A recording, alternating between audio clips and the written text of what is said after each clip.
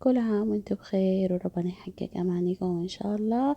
وصفتنا اليوم بسكويت النشادر. أيوة يا جماعة، هم الفيديوهات أنا سجلتهم بدري بس حينزلوا متأخرين شوية عشان زحمة العيد وكده، فمعليش عفوا ليا. زي ما شايفين ده شكله معايا، ويلا نشوف الطريقة والوصفة.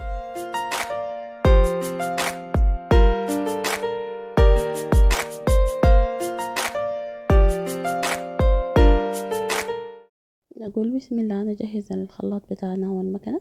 عندي بيضتين، المقادير دي حقت كيلو واحد يا جماعة، أنا حبيت أسهل الموضوع عليكم. عندي كوباية سكر، وعندي كوباية حليب، وكمان عندي رشة فانيليا، ملعقة صغيرة. يعني الفانيليا بتاعتي يا جماعة مرطبة عشان البلد ما تحكم علي. ملعقة كبيرة نشادر، ربع ملعقة صغيرة قرفة مطحونة، حدويبة مع النشادر في شوية حليب. الحركة دي ما بتخلي النشادر ريحتها قوية يا جماعة، فشنو تيبس اعتبروها مني عن تجربة. فركبت أول حاجة المضرب بتاع الشبك عشان أخلط المكونات السائلة كلها مع بعض.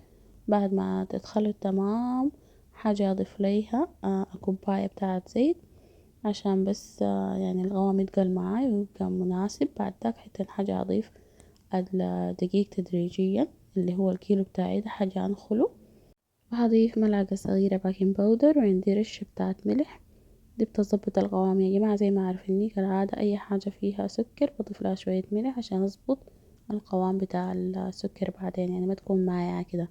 فزي ما شايفين هنا خلطة الدقيق بتاعي، هضيفه بالتدريج بس، لأنه أحسن يا جماعة انتوا تضيفوا الحاجة بالتدريج مما تضيفوها مرة واحدة ويطلع معاكم العجنة سميكة. يعني هنا كده فيكم تتحكموا فيها، عرفتوا؟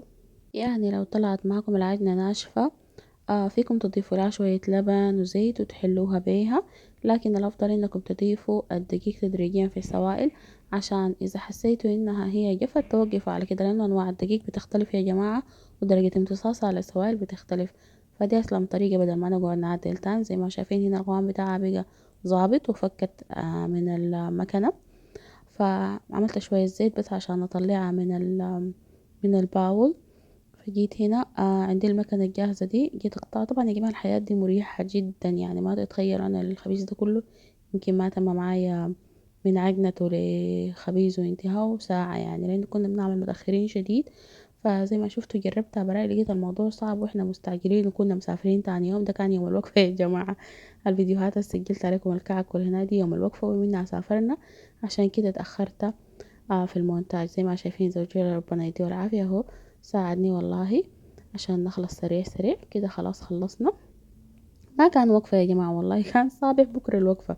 اللهم كده ده شكله بعد ما حمرته، اللي هو اديته درجة حرارة 200 لمدة 10 دقايق. ده شكله، وده قوامه مقرمش وظابط. بالعافية علينا وعليكم.